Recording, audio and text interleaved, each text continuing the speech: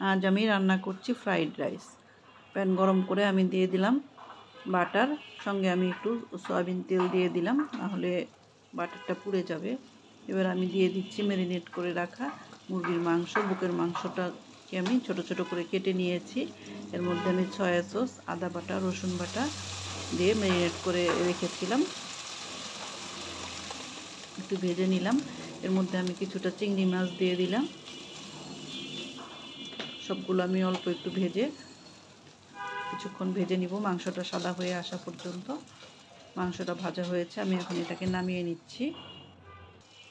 এর মধ্যে আমি দিয়ে দিলাম 2 চামচ বাটার। বাটারের মধ্যে আমি দিয়েছি 2 চামচ রসুন কুচি, 4 চামচ। এবার দিয়ে দিলাম 1 চা চামচ আদা বাটা, 1 চা চামচ রসুন বাটা দিয়ে বাটারের মধ্যে আমি একটু ভেজে নিলাম। নিয়ে এর মধ্যে আমি এবার অ্যাড করে দিলাম মটরশুঁটি। এবার দিয়ে দিচ্ছি আমি বেবিকর্ন, মাশরুম, কাঁচামরিচ, ক্যাপসিকাম, একটু নেড়ে দিলাম। এবার দিয়ে দিচ্ছি আমি 2 টেবিল চামচ পরিমাণ সয়া সস। এগুলো আমি সবজিগুলোকে হালকা একটু ভেজে নিব। এবার আমি এর মধ্যে অ্যাড করে দিলাম গাজর কুচি, দিয়ে দিলাম গোলমরিচের গুঁড়া। আমি 2টা বড় বড় পেঁয়াজ খুলে রেখেছিলাম, সেগুলোকে দিয়ে দিলাম। দিয়ে সবজিগুলোকে হালকা ভেজে আমি নামিয়ে নিব। দিয়ে দিলাম পরিমাণ মতো লবণ।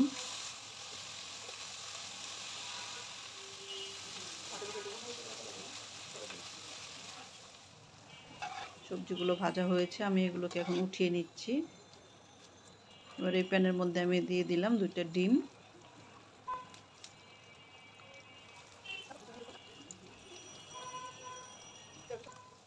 ডিমটা একটু শক্ত হওয়া পর্যন্ত অপেক্ষা করব। আমি হালকা করে একটু নেড়ে দিচ্ছি, একদম নেড়ে ঝুরি করে ফেলবো না, টুকরোগুলো একটু বড় বড় থাকবে, এরকম হালকা করে নেড়ে ডিমগুলোকে ভেজে নিলাম। এর মধ্যে আমি দিয়ে দিলাম 1 চা চামচ সয়া সস, সামান্য গোলমরিচের গুঁড়া দিয়ে ডিমটাকে ভেজে নিলাম। ডিমটা ভাজা হয়েছে, আমি এবার এর মধ্যে রাইসটাকে অ্যাড করে দিচ্ছি। আমি এখানে কালি জিরা চাল সিদ্ধ করে পানি ঝরিয়ে ভাতটাকে ঠান্ডা করে রেখেছিলাম, সেটাকে আমি এর মধ্যে দিয়ে দিলাম। এবার আমি যে সবজিগুলো ভেজে নামিয়ে রেখেছিলাম সেগুলো রাইসের মধ্যে অ্যাড করে দিচ্ছি।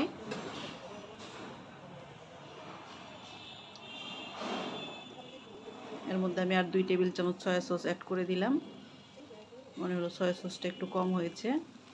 এবার দিয়ে দিলাম 2 চা চামচ পরিমাণ চিনি, একটু টেস্টিং সল্ট, 1 চা চামচ টেস্টিং সল্ট।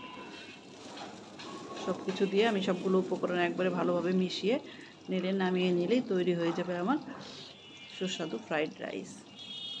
খুবই সহজভাবে ঘরেই তৈরি করা যায় এই ফ্রাইড রাইস। এবার আমি রাইসটাকে নামিয়ে রাখলাম।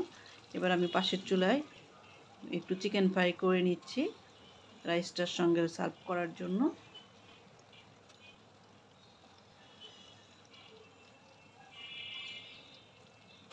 মিডিয়াম আছে আমি চিকেনটাকে ভেজে নিচ্ছি। খুব বেশি হিট দিলে দেখা যাবে যে চিকেনটা পুড়ে যাবে, কিন্তু মাঝখানে হয়তো মাংসটা সিদ্ধ হবে না, বা অনেক সময় কামড় দিলে দেখা যায় যে কাঁচা কাঁচা থাকে। আমার চিকেনটা ভাজা হয়েছে, আমি নামিয়ে নিচ্ছি। এবার আমি সার্ভ করে দিচ্ছি একটা সার্ভিং ডিশে।